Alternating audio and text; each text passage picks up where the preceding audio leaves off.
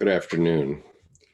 Today I am going to read part 5 of Dr. Jung's essay entitled The Magician from the Red Book by C.G. Jung, Reader's Edition. I'm on page 432, and it goes over to page, let's see. I think it goes to 442, 443. Okay, so this is going to be a fairly long reading. And so here we go.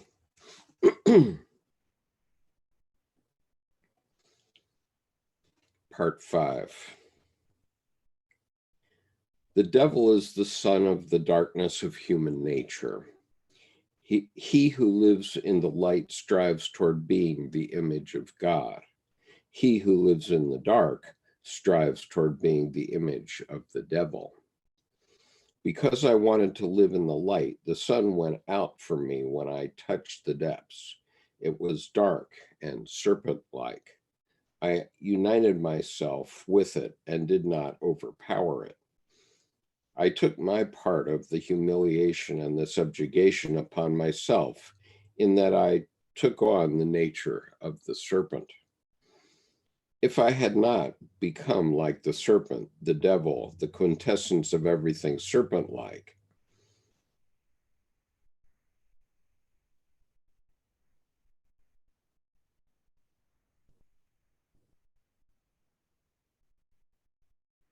I'm sorry, I misread that, so I'm going to read it again. If I had not become like the serpent, the devil, the quintessence of everything serpent-like would have held this bit of power over me. This would have given the devil a grip, and he would have forced me to make a pact with him, just as he also cunningly deceived Faust. But I forestalled him by uniting myself with the serpent, just as a man unites with a woman. So I took away from the devil the possibility of influence. Good evening, Nina. So I took away from the devil the possibility of influence, which only ever passes through one's own serpenthood, which one commonly assigns to the devil instead of oneself. Mephistopheles is Satan, taken with my serpenthood. Satan himself is the quintessence of evil, naked and therefore without seduction, nor even clever, but pure negation without convincing force. Thus I resisted his destructive influence and grasped him and fettered him firmly. His descendants served me and I sacrificed them with the sword. Thus I built a firm structure. Through this I myself gained stability and duration and could withstand the fluctuations of the personal. Therefore the immortal in me is saved. Through drawing the darkness from my beyond over into the day, I emptied my beyond. Therefore the demands of the dead disappeared as they were satisfied. I am no longer threatened by the dead, since I accepted their demands though accepting the serpent. But through this, I have also taken over something of the dead into my day. But it was necessary, since death is the most enduring of all things, that which can never be canceled out. Death gives me durability and solidity. So long as I wanted to satisfy only my own demands, I was personal and therefore living in the sense of the world.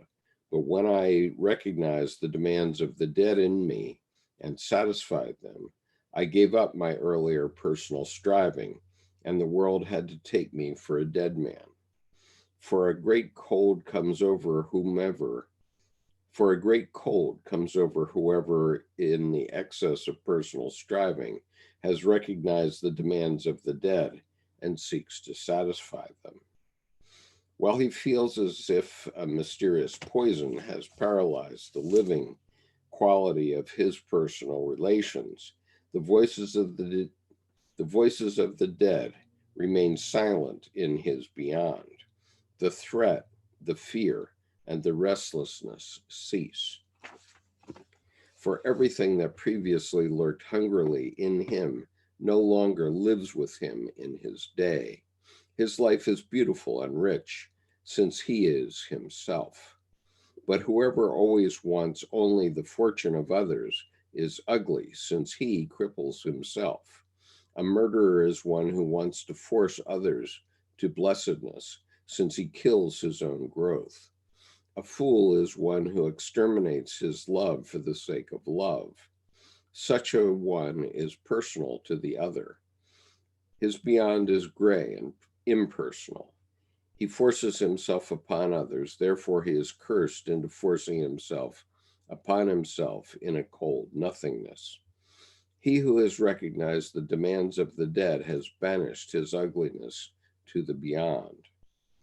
He no longer greedily forces himself upon others, but lives alone in beauty and speaks with the dead. But there comes the day when the demands of the dead also are satisfied. If one then still perseveres in solitude, beauty fades into the beyond, and the wasteland comes over onto this side. A black stage comes after the white. A black stage comes after the white, and heaven and hell are forever there. Now that I had found the beauty in me and with myself, I spoke to my serpent. Look back as onto a work that has been accomplished.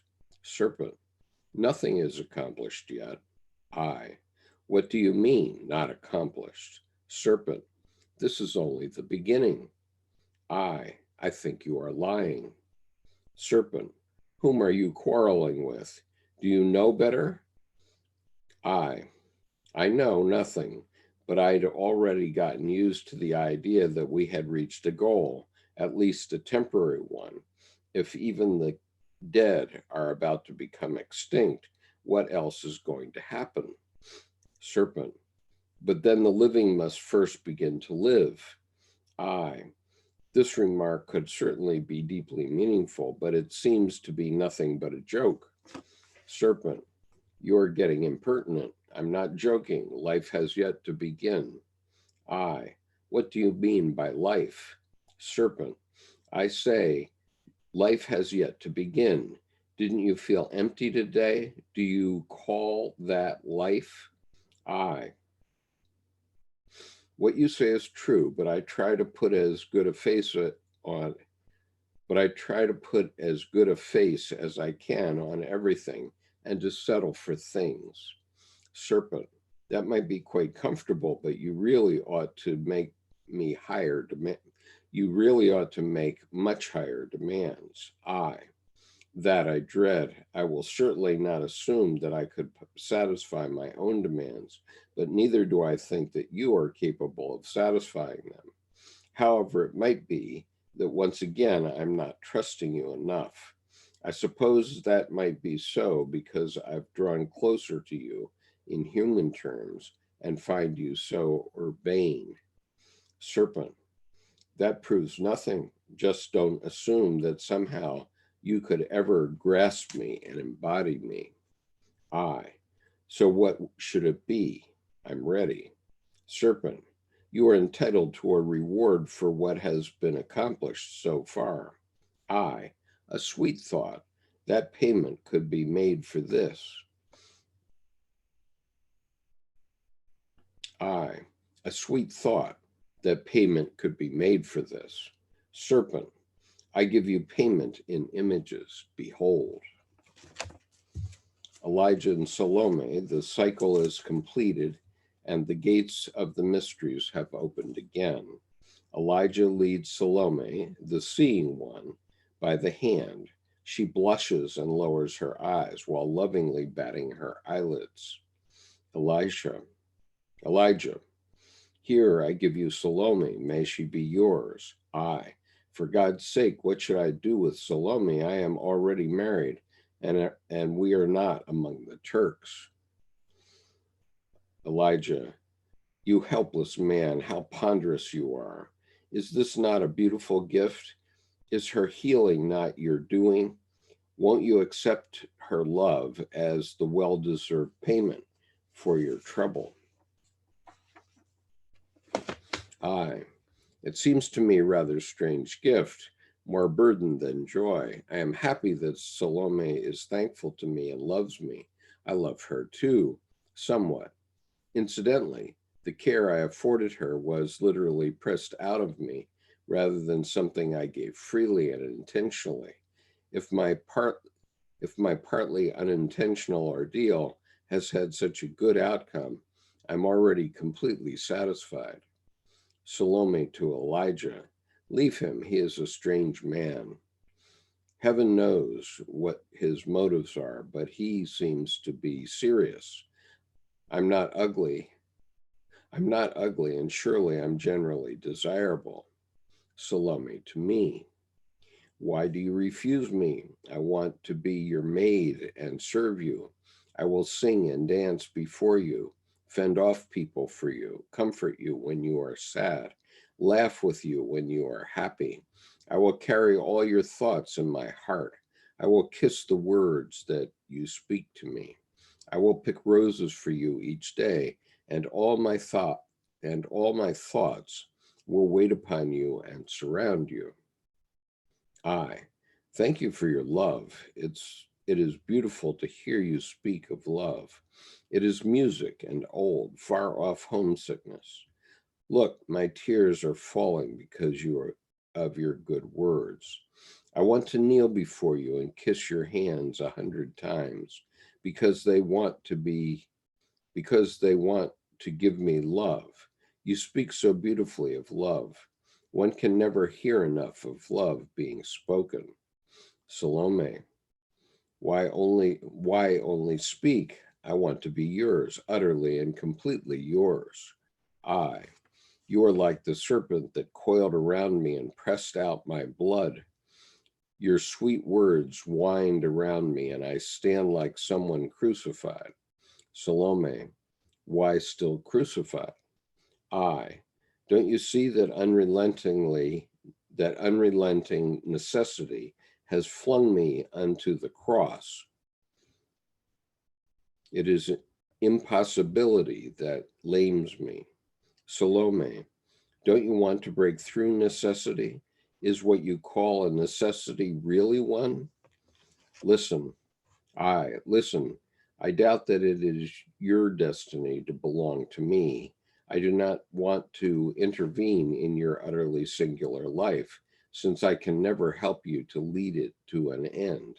And what do you gain if one day I must lay you aside like a worn garment? Salome, your words are terrible, but I love you so much that I could also lay myself aside when your time has come.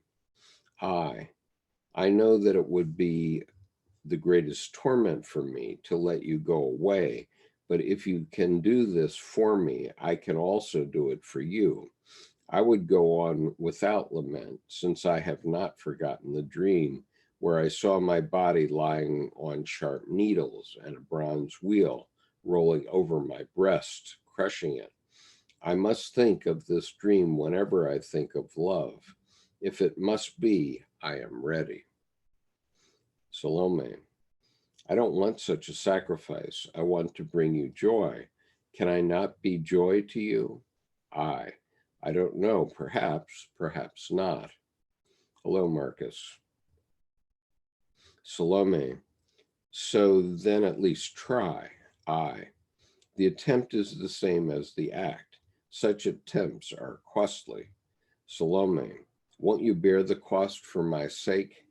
I'm rather too weak, too exhausted after what I have suffered because of you. Still, to be able to undertake further tasks for you, I would be overwhelmed. Salome, if you don't want to accept me, then surely I cannot accept you. It's not a matter of acceptance. If it's about anything in particular, it's about giving.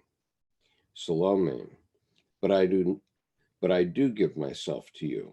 Just accept me. I, as if that would settle the matter. But being entangled with love, simply thinking about it is dreadful.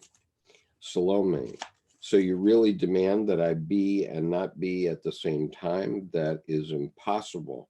What's wrong with you? I, I lack the strength to hoist another fate onto my shoulders. I have enough to carry. Salome, but what if I help you bear this load? How can you? You'd have to carry me an untamed burden. Shouldn't I have to carry myself?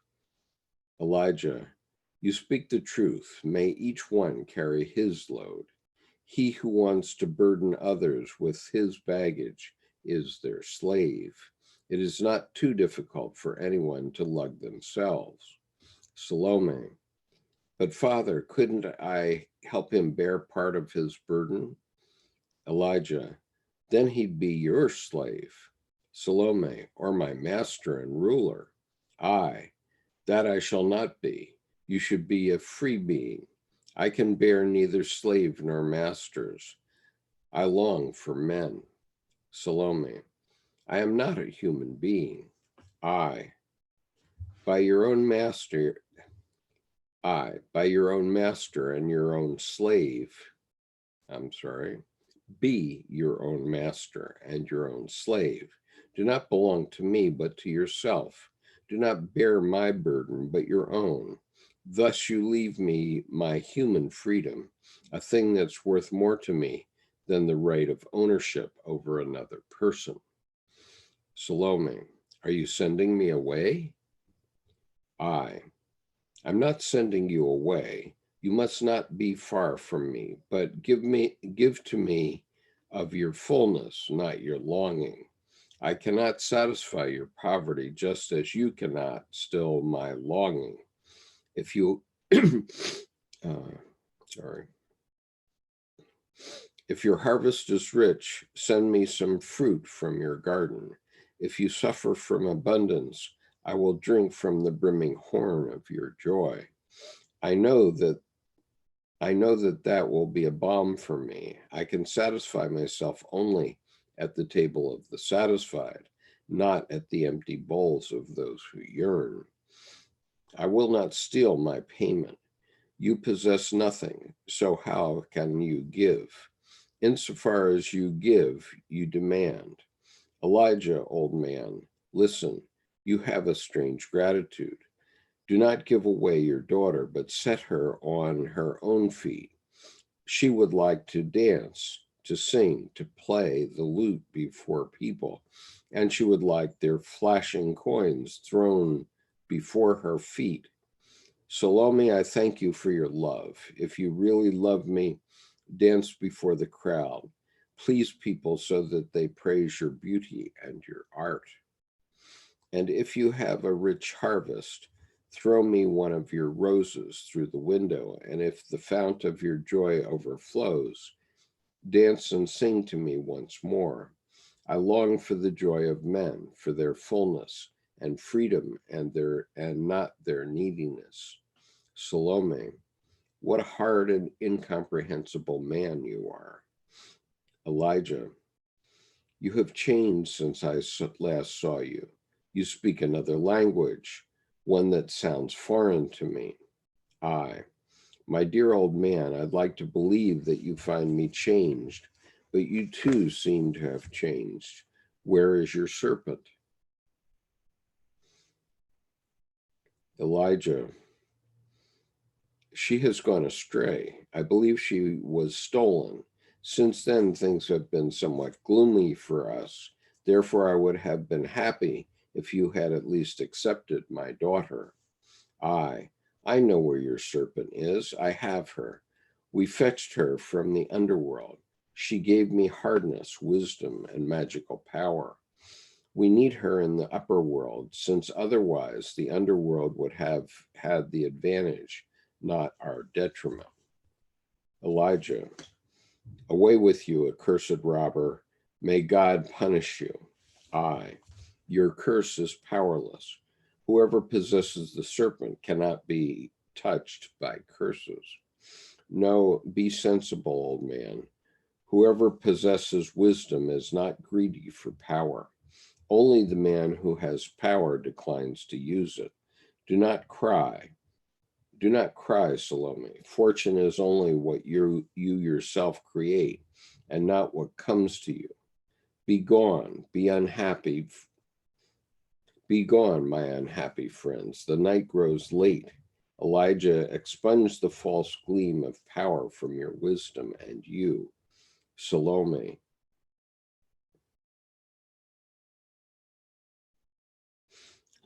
I'll read that again. Elijah, expunge the false gleam of power from your wisdom, and you, Salome, for the sake of our love, do not forget to dance.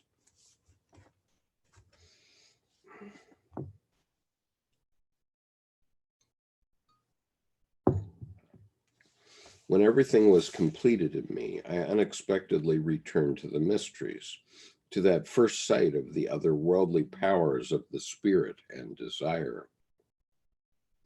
Just as I had achieved pleasure in myself and power over myself, Salome had lost power in herself, but learned love for the other.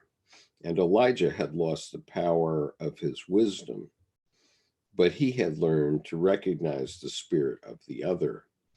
Salome thus lost the power of temptation and has become love. As I have won pleasure in myself, I also want love for myself. But that really would be too much and would bind me like an iron ring that would stifle me. I accepted Salome as pleasure and reject her as love, but she wants to be with me. How then should I also have love for myself? Love, I believe, belongs to others, but my love wants to be with me. I dread it. May the power of my thinking push it from me into the world, into things, into men. For something should join men together, something should be a bridge. It is the most difficult temptation, if even my love wants me. Mysteries, open your curtains again. I want to wage this battle to its end. Come here, serpent of the dark abyss. I hear Salome still crying. What does she want, or what do I still want?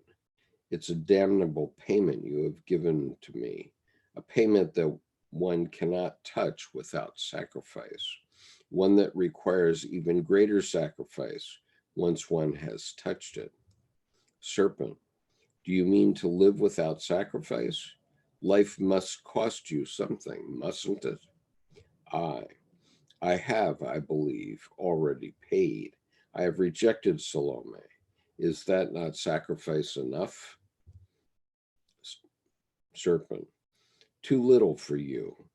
As has been said, you are allowed to make demands of yourself. You mean well with your damned logic, demanding in sacrifice.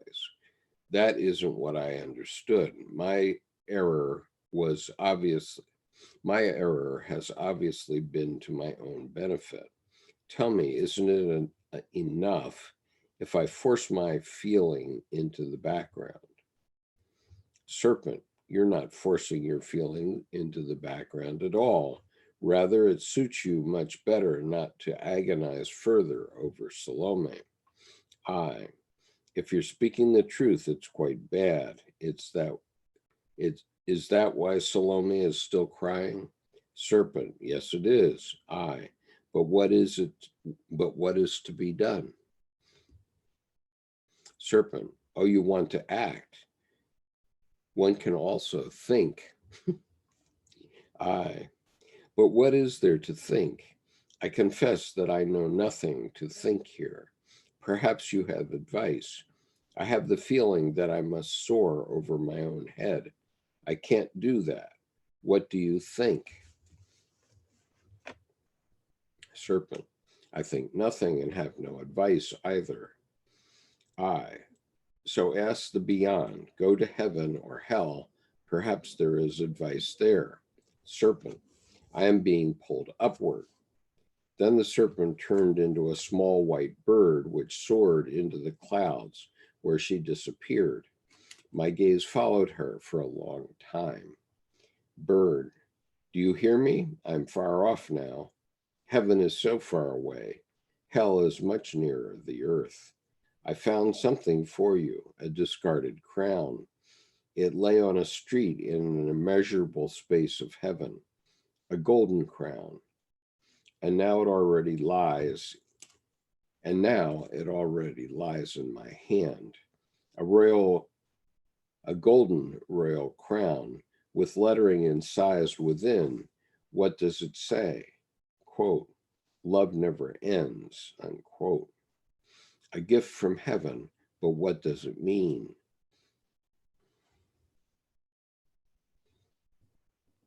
Bird, here I am. Here I am. Are you satisfied? I, partially, at any rate, thank you for this meaningful gift, but it is mysterious and your gift makes me well nigh suspicious. Bird, but the gift comes from heaven, you know.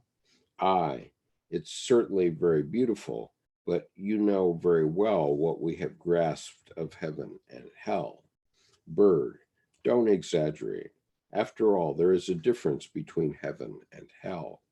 I certainly believe, to judge from what I have seen, that just as little happens in just as little happens in heaven as in hell, though probably in another way.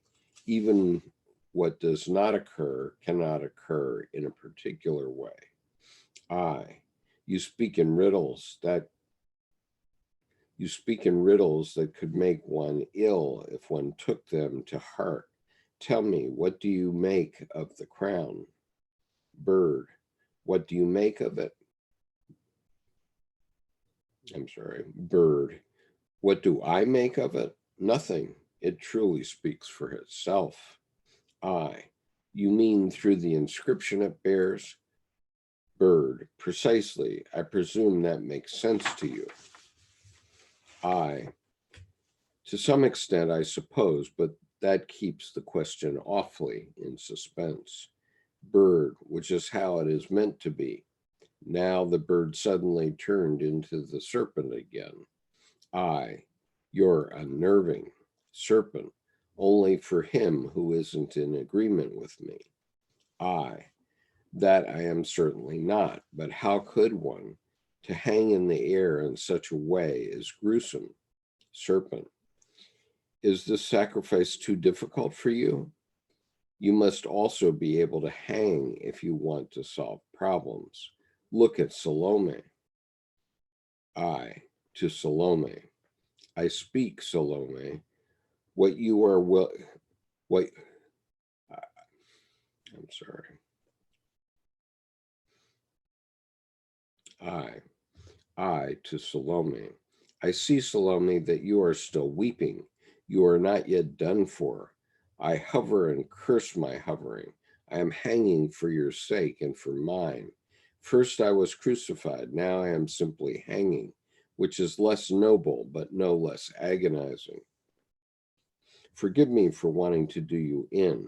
I thought of saving you as I did when I healed your blindness through my self-sacrifice. Perhaps I must be decapitated a third time for your sake, like your earlier friend John, who brought us the Christ of agony. Are you insatiable? Do you still see no way to become reasonable? Salome, my beloved, what can I do for you? I have utterly forsaken you. So why are you still crying? You know I can't bear seeing you in tears. Salome, I thought that you were invulnerable since you possess the black serpent rod. The effect of the rod seems doubtful to me, but in one respect it does help me at least. I do not suffocate, although I have been strung up. The magic rod apparently helps me bear the hanging, surely a gruesome good deed and aid. Don't you at least want to cut the cord?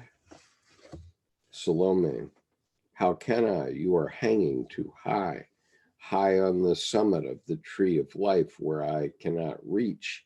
Can't you help yourself, you knower of serpent wisdom? I, must I go on hanging for long? Salome, until you have devised help for yourself. I, so at least tell me what you think of the crown that the bird of my soul fetched for me from heaven. Salome, what are you saying? The crown? You have the crown? Lucky one, what are you complaining about? I, a hanged king, would like to change places with every blessed beggar on the country road and on the, let me read that again.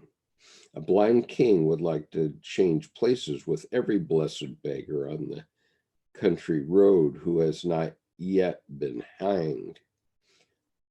Salome, ecstatic, the crown, you have the crown. I, Salome, take pity on me. What is it with the crown? Salome, ecstatic, the crown, you are to be crowned. What blessedness for you and me. I, alas, what do you mean with the crown? I understand it, and I'm suffering unspeakable torture. Salome, hang until you are understood. Okay, so I'm going to stop there. It's a good thing I am stopping because these readings, after about 10 pages, start to hypnotize me, and I have more and more difficulty focusing on the reading. This is why I reread some things. And in some of my earlier readings, I have actually just nodded off. So anyway, that was reading number 5 from The Magician in the Red Book by C.G. Jung, the Reader's Edition. And this will be published in playback on YouTube shortly. So thank you for joining me this afternoon. I'm going to sign off now and go to my calligraphy class. So talk to you soon.